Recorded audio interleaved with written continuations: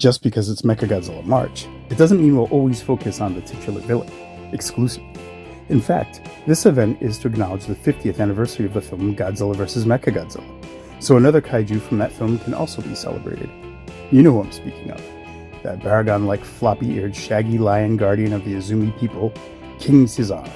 And again, like Baragon, this will be a versus review, as I compare the 1998 Bandai Movie Monster Series King Caesar 6-inch version to the 2013 Bandai America one.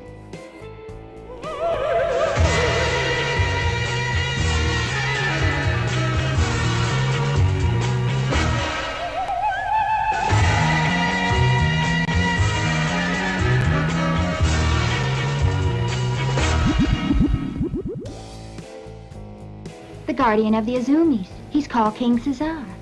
King Caesar.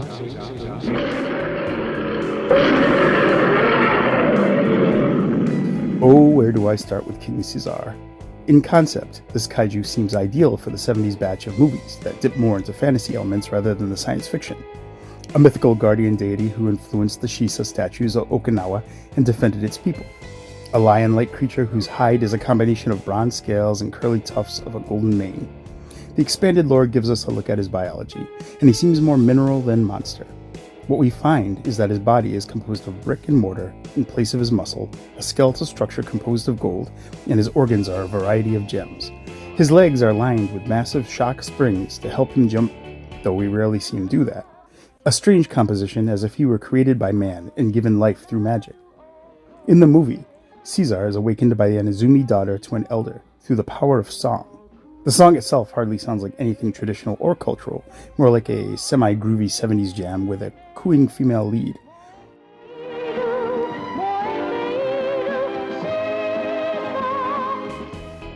I mean, that would put me to sleep rather than wake me up in all honesty, but I digress. The king wakes up and challenges Mechagodzilla, thanks to an Azumi prophecy. For a quick minute, Caesar deals some decent attacks, using his agility and reflecting back Mecha G's eye beams. But the mechanical menace must have some decent AI because he learns to not use that method and switches to something Caesar can't reflect: missiles. This changes the tide until Godzilla comes to Caesar's aid, and together they take the robot down. Since his debut, King Caesar was regarded as a throwaway kaiju from the Showa era for some time. But as time always does, it changes perspectives and it makes us all appreciate the Gabaras, Jet Jaguars, and King Caesars, and hope for their return. King Caesar did just that in 2004's Godzilla Final Wars, this time attacking Okinawa under the Zillion control and later teaming up with Rodan and Anguirus in a failed attempt to stop Godzilla himself. Because of his scarcity in Toho media, his vinyl offerings too were scarce. Bandai released the vinyl in an 8-inch format, which eventually was downsized to the 6-inch movie monster scale with a much better paint job. That is the version I am taking a look at today, along with the Bandai America's new mold, a figure that was distributed in the US market in 2013.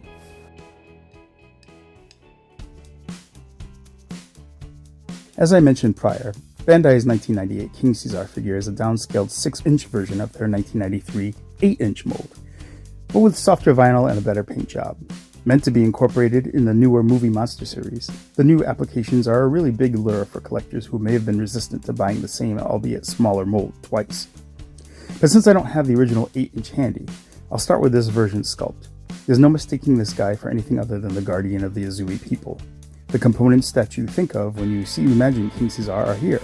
The brown, almost metallic, scaly underhide, metallic golden swirly tufts of his mane, his trademark ears standing to alarm, his bronze statuesque face completed with red rear reflector eyes.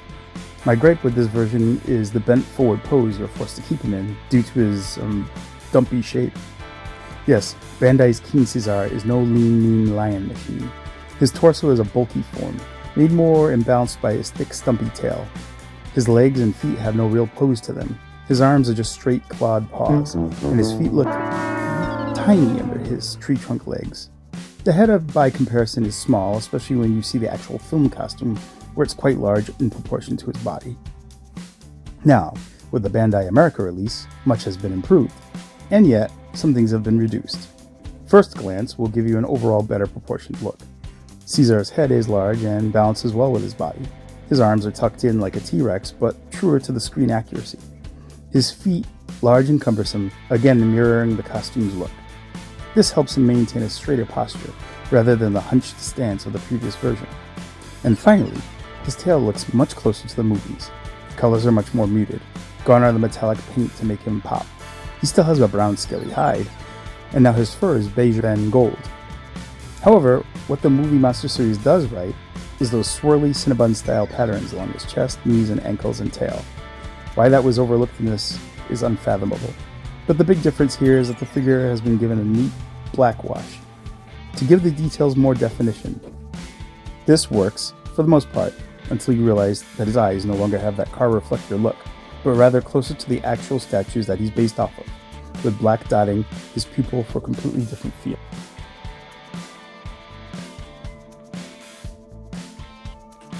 Bandai's 98 figure is articulated in the arms and legs, but they really don't offer anything in doing so. As I mentioned, his legs can only help him stand in one hunched position, and while his arms can lunge forward, they look weird outstretched because they don't seem to be achieving much this way. His stumpy tail also has rotation, and if it were useful to, say, balance it, I would see the need for it.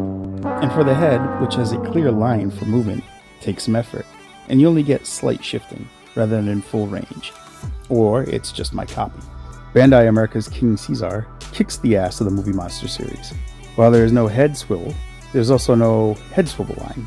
His elbows get some rotation, which actually works better than it sounds, giving him some close quarters grasping possibilities. His legs offer full rotation at the hips, and he even has a waist swivel. This really helps vary the positions in which you can display him, adding much value to the figure overall, and it also helps to make up for the lack of head movement. And just like the Movie Monster version, this tail also has full rotation, albeit this comes across way better, adding some expression to those prior mentioned pose variations. Lastly, but certainly not least, his ears. His ears can rotate, so you can alter his expression, just with a simple movement of either direction. Now you can recreate his angry surprise at your leisure.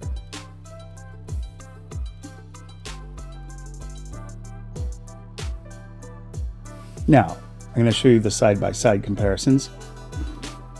Starting with the Playmates Mechagodzilla 1974.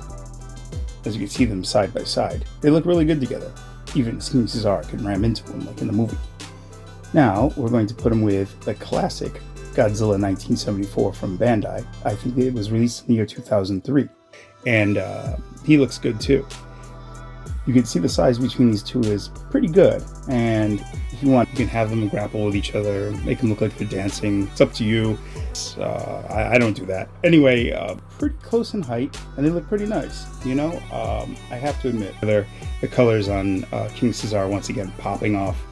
Now we have the Playmates King Caesar. Let's fix his ears real quick. We can have him standing with the classic 1974 Godzilla from Bandai, again the 2003 mold, and yeah, I like this set much better.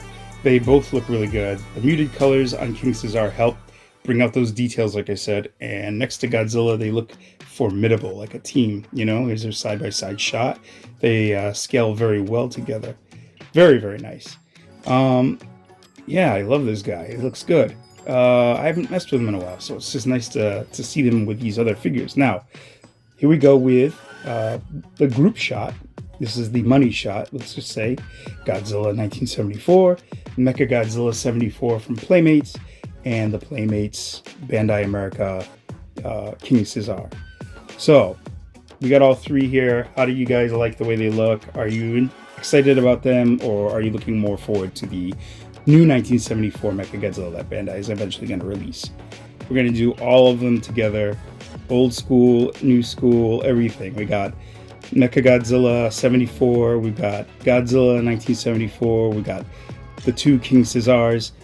Which one do you like better? Comment down below in the sections, because I don't know. Now that I've been messing around with the older Caesar figure, the downsized version, it's on the fence.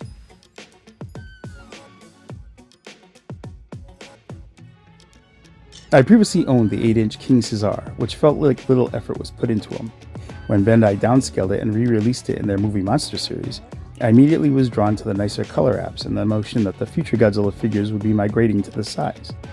Always aware that it wasn't the best sculpture, it was a decent placeholder for what Bandai America was able to achieve. Though not perfect, this is not a simple case of apples to oranges. No, this needs to be settled with fists.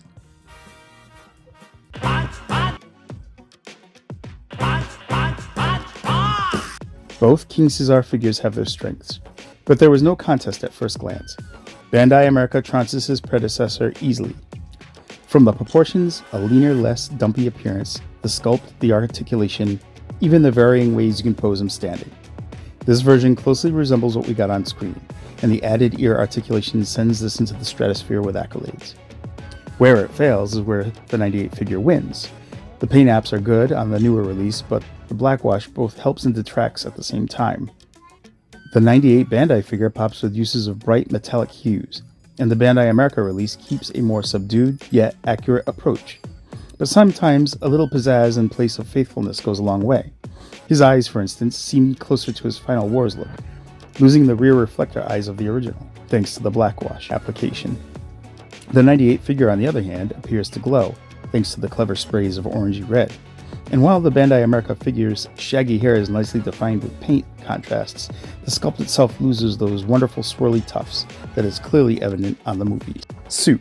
Not a huge deal breaker, as the 2-punch rating for Bandai's 98 figure has more to do with his less accurate portrayal in other areas, namely proportions, being a bit too simplistic in some areas, and the lazy downsizing of the previous 8-inch disappointment. Disagree with my assessment? Voice your opinion in the comments down below. Share your thoughts in this video if you like this feature.